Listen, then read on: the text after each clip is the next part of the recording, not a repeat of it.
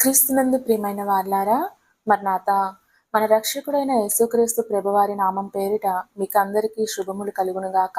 ఆమె పరిశుద్ధులు ఎం దేవదాసాయి గారిచే రచింపబడిన పరమగీతార్థము అనే పుస్తకం ఆడియో కంటిన్యూషన్. నా ప్రియురాల, నీవు సుందరివి, నీవు సుందరివి, నీ కన్నులు గువ్వ కన్నులు. పరమగీతం 1వ అధ్యాయం 15వ వచనం. ప్రియుడు ప్రియురాలైన వధువు సంఘం యొక్క సుందర స్థితిని కొనియాడుచు పలికిన పలుకులు ఇందు కలవు. నా ప్రియురాల అనగా ప్రభువు యొక్క ప్రేమ సంఘము ఎడల అనేక రీతులుగా ఉన్నది. సంఘము పొరపాటులో ఉన్నప్పుడు కనికరించి క్షమించే ప్రేమ, సంఘము పరిశుద్ధముగా ఉండి ఆయనను ఆకర్షించినందున ముచ్చటపడి మెచ్చుకునే ప్రేమ ఈ వచనంలో చూడగలము. అందుకనే నా ప్రియురాల అని పలుకుచుండెను. 1 వధువు సంఘము అనగా నీవు నాకుండగా లోకంలోనిదేదియు నాకక్కరలేదు. కీర్తన 78:25 అని ప్రభువు యొక్క తలంపు మీదనే ఉన్నది. అన్నిటికన్నా ప్రభువునే ఎక్కువగా ప్రేమించుచున్నది. 2 క్రీస్తు యొక్క పావన రక్తంతో శుద్ధి చేసుకుని కనీసము ఒక్క పాపమైనా లేకుండా జీవించుచున్నది. 3 ప్రభువునే హత్తుకుని దేని వలనను ఆకర్షింపబడక తన కోరికను తీర్చినా తీర్చకపోయినా ఆయననే విడవక ఆయన కొరకే జీవించుచున్నది.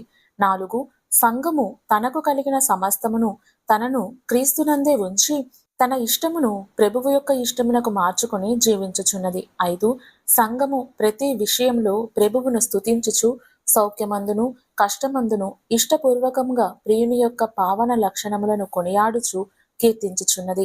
6 వధువు సంఘము సర్వ సృష్టిలో ఉన్న సమస్త అక్కరలను, ప్రభువు వద్ద ఉన్న సమస్త మేళ్లను సర్వ సృష్టికి అందించుచున్నది. 7 సంఘము ప్రభువునందు ఎడతెగని సహవాసము కలిగి ఆయనను చూచుచు ఆయన స్వరమును వినుచు ప్రభువు యొక్క స్వరూపమును తన జీవితమునందు చూపుచు ఆయనను ప్రకటించుచున్నది. ఇట్టి అనుభవము కలిగిన వధువు సంఘము ఆయనకు ప్రియురాలే. ఇట్టి స్థితి కలిగినది కనుకనే నా ప్రియురాల అని పలుకుచున్నారు. నీవు సుందరివి అనగా భూలోక కన్యకకు యుక్త వయసు వచ్చినప్పుడు సుందర స్థితి కలుగును. అట్లే బలహీనమైన సంఘమును ప్రభువు తన రక్తముతో శుద్ధి చేసి తన వాక్కు చేత సమస్త బలహీనతలను తొలగించి బలపరిచి తన పావనాత్మ తైలంతో అభిషేకించి వస్త్రములను ధరింపచేసి సిద్ధపరిచినందున సుందరవతి అయినది. ప్రియుని చేత ఆకర్షింపబడి తన సన్నిధి అను అంతఃపురంలో చేర్చబడి ప్రియుని మందను కోరి అందు చేరి ఆయన ఛాయను నీడను నివసించి ఆయన ఇచ్చు మహిమ వర్తమానములను అనుభవించి ప్రియుని శ్రమ యొక్క మహిమ ఎట్టిదో అనుభవములో ఎరిగి ప్రియుని నోటి ముద్దులను పొందుచు త్రియేక దేవుని చేత వరములను ఆభరణములను ఆయన రూప లక్షణములను హారములను పొంది ఆయన యొక్క ప్రేమ రూపమును రుచిచూచి ఆయన నామము యొక్క పరిమళమును కలిగి ఆయనను కొనియాడుచు తన రొమ్ముననున్న క్రీస్తు ప్రభువు యొక్క గోపరస వాసనను ప్రజ్వలింప చేయుచు వరుడైన క్రీస్తు ప్రభువునకు సాటి అయిన సౌందర్య నారీమణి అయినది. సంఘము సుందరుడైన ప్రభువు కలలు కలిగి ఉన్నందున ఆయన సంఘమును నీవు సుందరివి అనుచున్నాడు. ఈ సుందర స్థితి సంఘము భూమిపై ఉన్నప్పుడు కలిగిన సుందర స్థితి. ప్రభువు 2వ మారు నీవు సుందరివి అని పలుకుచున్నారు. ఈ సుందర స్థితి వధువు పరమునకు చేరిన తరువాత ఉన్న సుందర స్థితి. ఇహమందు శ్రమలలో అవమానములతో అప్పుడప్పుడు అపజయం కలుగుచున్నను సుందరమైనదే. వీటన్నిటినీ జయించి 2వ రాకడలో మోక్షమునకు వెళ్ళినప్పుడు ఇంకా సుందరమైనది. ప్రభువు ఆ సుందర స్థితిని ఎరిగి నీవు సుందరివి అని 2వ మారు పలుకుచున్నారు. రాజమండ్రి వద్ద ఉన్న రాఘవపురమను గ్రామమునందు అచ్చాయమ్మ అను ఒక విశ్వాసి కలదు. ఆమెకు ప్రభువు ప్రత్యక్షమై, అమ్మా, నిన్ను పరలోకమునకు తీసుకుని వెళ్ళదనని చెప్పి ఆమె ఆత్మను ప్రభువు తీసుకుని వెళ్ళెను. మోక్షమందున్న సమస్తమును చూపించి మరలా తీసుకుని వచ్చుచుండగా ప్రభువు ఆ విశ్వాసిని, అమ్మా, పరలోకం బాగున్నదా అని అడిగెను. అప్పుడు ఆ విశ్వాసి, ప్రభువా, బాగున్నది అని సమాధానం చెప్పెను. అప్పుడు ప్రభువు, అమ్మా, ఇప్పటికంటే నా 2వ రాకడ కాలమందు ఇంకా అందంగా ఉండును అని చెప్పెను. పెండ్లి కుమార్తె కొరకు అలంకరింపబడిన పరలోకమే ఆమె చూచినప్పటికంటే 2వ రాకడ కాలమందు ఎక్కువ సుందరమైతే ప్రభువు యొక్క స్వరూపము కలిగిన పెండ్లి కుమార్తె ఇహమందు కలిగిన సుందర స్థితి కంటే పరమందు ఇంకా సుందరముగా ఉండునని గ్రహించుకొంచున్నాము. అందుకని ప్రభువు నీవు సుందరివి అని 2వ మారు పలికెను. ఒక మారు పలికిన దానికన్నా 2వ మారు సుందరమని పలికినప్పుడు ఇంకా ఎక్కువైన సుందర స్థితి కలదని ఆ పలుకు వల్ల అర్థమవుచున్నది. పరిశుద్ధురాలును సుందరవతియు అయిన రిబ్కాకు అబ్రహాము ఇంట నుండి తెచ్చిన కొన్ని వస్త్రములను ఆభరణములను ఎలియాజర్ ధరింపచేసినందున సుందరవతి అయినది. అనేక వస్త్రములు అనేక ఆభరణములు గల మహారాజైన అబ్రహాము ఇంటనున్న రాజకుమారి అయిన శారా గుడారంలో రిబ్కా వరుడైన ఇస్సాకుతో నివసించుచున్నప్పుడున్న సౌందర్యమును ఇంకా వర్ణింపలేము. అట్లే వధువు సంఘము ఇహమందు సుందరవతి అయినా పరమందు ఇంకా సుందరవతి కదా. అందుకనే ప్రభువు రెండవ మారు నీవు సుందరివి అని పలికెను. గువ్వ అనగా పావురము. పక్షుల యొక్క నేత్రములన్నిటిలో గువ్వ నేత్రములు చక్కనివి, నిర్మలమైనవి, శాంతము గలవి. అసలు భాషయందు వీటికి రెండు పదములు వాడిరి, తెల్లని గువ్వ అని పావురమనియు. ఆదికాండం 15:9 ఆదికాండం 8:8. గువ్వలను పావురములను యజ్ఞమునకు వాడిరి. లూకా 22:24. పాలస్తీనా యందు సొగసైన కన్యకు గువ్వను అలంకార నామముగా వాడిరి. 1 సృష్టిలోని పావురము, 2 పరిశుద్ధాత్మ పావురము. మత్తయి 3:16. 3 వధువు సంఘమనే పావురము. పరమగీతం 6:9. అనగా సంఘము పరిశుద్ధాత్మతో నింపబడి పరిశుద్ధాత్మ యొక్క వరములు లక్షణములు కలిగి ప్రభువు యొక్క పరిపూర్ణ స్వరూపమును కలిగినది. పావురము పరిశుద్ధతకు సూచన. పరిశుద్ధతను బట్టియే సంఘము సుందరమైనది. నోవాహు నావలోని పావురము వెలుపలికి వెళ్లి ఒలివ ఆకును తెచ్చుట వలన నోవాహు వరద తగ్గెనని గుర్తించెను. అట్లే పరిశుద్ధాత్మ పావురము సంఘ నావలోనికి అనేక వరములను వర్తమానములను తెచ్చుట వలన ప్రభువు యొక్క రెండవ రాకడ సమీపమని తెలియచున్నది. పరిశుద్ధాత్మ యొక్క నింపుదల సంఘము కలిగి ఉన్నందున సుందర వధువుగా సిద్ధపడగలదు. ప్రభువు యొక్క రెండవ రాకడ సూచనలను గుర్తింపగలదు. సంఘము విద్యతోనూ లోక జ్ఞానంతోనూ ధనముతోనూ నింపబడుచున్నది, కానీ దేవుని ఆత్మతో నింపబడుటలేదు. అందుకనే సంఘమునందు జీవము లేక ఆత్మీయ వరములు ఫలములు కనబడుటలేదు. మొదట సంఘమునకు మార్పు లేనిదే పరిశుద్ధాత్మ నింపుదల ఎట్లు కలుగును?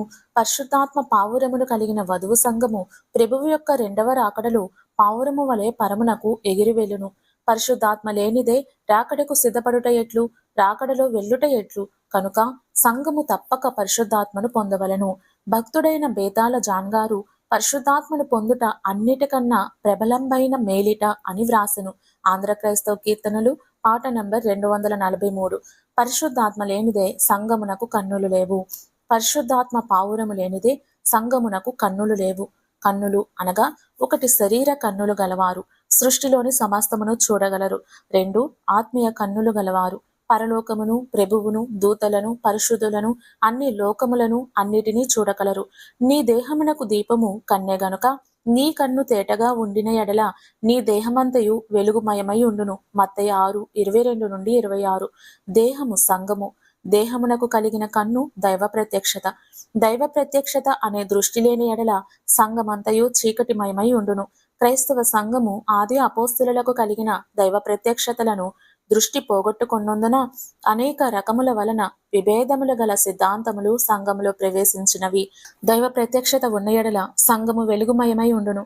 మన కాలమైన లవదికయ సంఘస్థితిని చూచినప్పుడు సంఘమునకు దైవ ప్రత్యక్షత అను కన్నులు లేనందున ప్రభువు ఆ సంఘమును దౌర్భాగ్యుడవు, దిక్కుమాలిన వాడవును, దరిద్రుడవును, గ్రుడ్డివాడవును, దిగంబరుడునవై ఉన్నావని ఎరుగక నేను ధనవంతుడును ధనవృద్ధి చేసుకొనుచున్నాను అని చెప్పుకొనుచున్నావు అనెను. ప్రకటన 3:17. ప్రస్తుత కాల సంఘము ఆత్మీయ స్థితిలో ఉండవలసినవి లేకపోయినను అన్నీయూ కలిగి ఉన్నానని తృప్తిపడుచున్నది. కారణమేమనగా తనను తన దేవునిని ఆయన ఇచ్చు ఈవులకును చూడగలిగిన కన్నులు లేనందున అన్నీ కలిగి ఉన్నానని తృప్తిపడుచున్నది. అందుకనే ప్రభువు ఇచ్చు ఆత్మీయ ఈవులను కలిగి ఉండవలనన్నా దైవ ప్రత్యక్షత అనే కన్ను కావలను. అందుకే ప్రభువు సంఘమును నీకు దృష్టి కలుగునట్లు నీ కన్నులకు కాటుకను నా వద్ద కొనుమని నీకు బుద్ధి చెప్పుచున్నాను అని పలుకుచుండెను. ప్రకటన 3:18. కనుక సంఘమునకు దైవ ప్రత్యక్షత అను దృష్టి లేనిచో సుందర వధువుగా సిద్ధపడుట కష్టము. ప్రవక్త అయిన మోషే సృష్టి ఆది నుండి తన కాలము వరకు తాను ఎరుగని సంగతులు వ్రాయటకు దైవ ప్రత్యక్షత అనే కన్నే కారణము. ప్రవక్తల అందరికీ ఈ దైవ ప్రత్యక్షత ఎన్ను కన్ను కలదు. యోహాను ఆత్మవశుడై పద్మాసు ద్వీపమందు ప్రభువు యొక్క స్వారూప్యమంతటినీ చూచెను. సంఘముల యొక్క స్వరూపమును చూచెను. పరమందున్న సమస్తమును, భూమి మీద ఉన్న సమస్తమును, పాతాళమందున్న సమస్తమును చూచెను. ప్రకటన గ్రంథమంతటిని తన ప్రత్యక్షతలో చూచి వ్రాసెను. ప్రకటన 1:11. సంఘమునకు కన్నులు పరిశుద్ధాత్మ ఇచ్చు ప్రత్యక్షత. వధువు సంఘము కన్నుల గలదై సుందర స్థితిని సంపాదించుకున్నందున ప్రియుడు అయిన ప్రభువు ప్రియురాలైన సంఘమును గువ్వ కన్నుల వంటి కన్నులు కలిగిన దానవు కనుకనే సుందరముగా ఉన్నావు అని పలుకుచున్నట్లున్నది గాన. ప్రియ శ్రోతలారా, పరిశుద్ధాత్మను కలిగి పరిశుద్ధాత్మ ఇచ్చు దైవ ప్రత్యక్షత గల కన్నులు కలిగి ప్రభువునకు ఆకర్షణీయమైన సుందర స్థితిని సంపాదించుకొందురుగాక. ఆమేన్. తెలివిని గల్గించు నన్ను దివ్వెగా వెలిగించు, నీ కలిగిన భాగ్యములన్నిటినీ నా కంటికి చూపించు, నీ కలిగిన భాగ్యములన్నిటినీ నా కంటికి చూపించు. దైవాత్మారము నా తనువున వ్రాలుము, నా జీవమంతయు నీతో నిండా జేరి వసింపుము, నా జీవమంతయు నీతో నిండా జేరి వసింపుము. దైవాత్మారము. హల్లెలూయా. మరణాతా.